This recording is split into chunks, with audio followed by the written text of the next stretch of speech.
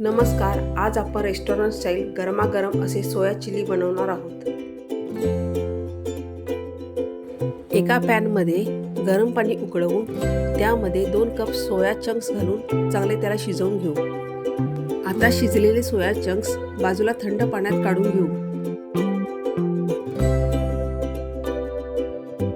Soya chunks थंड पाण्यात काढून झाल्यानंतर त्याला आपण चांगले पिळून एका बाउलमध्ये काढून घेऊ.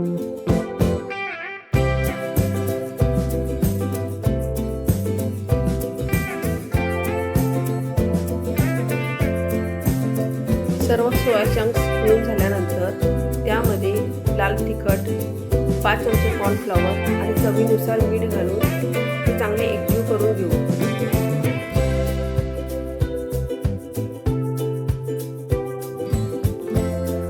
कॉर्नफ्लॉवरची चांगली कोटिंग झाल्यानंतर आता आपण त्याला तळून घेऊ. सोया चंक्स हे आपल्याला मंद आचेवर तळायचे आहे.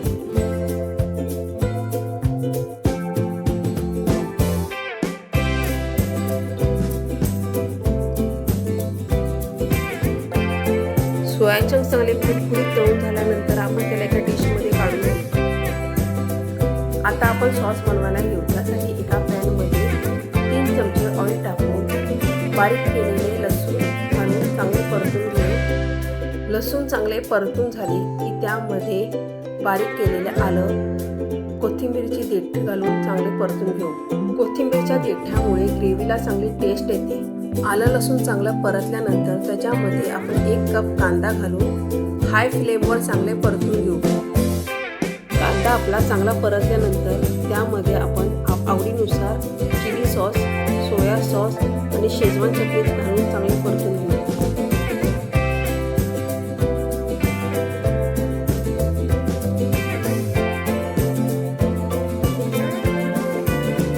सॉस घालून चांगले परतल्यानंतर त्यामध्ये आपण गरम पाणी घालून त्याला उकळायला ठेवू.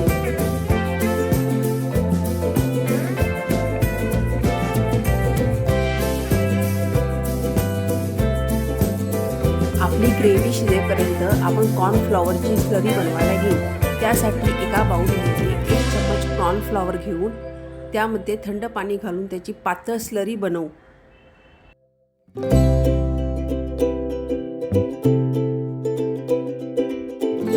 ग्रेव्हीला चांगली उकळी आल्यानंतर त्याच्यामध्ये चवीनुसार मीठ, काळी मिरी पावडर घालून त्याला चांगले मिक्स करून घेऊ.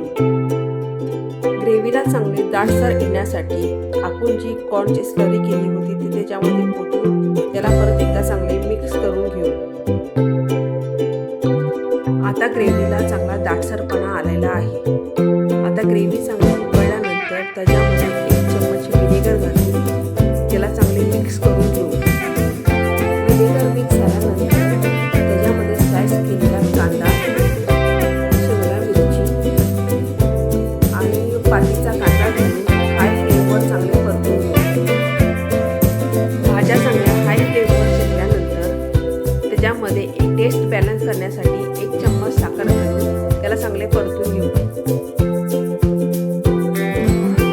भाज्या चांगल्या शिजल्यानंतर त्याच्यामध्ये आपण तळलेले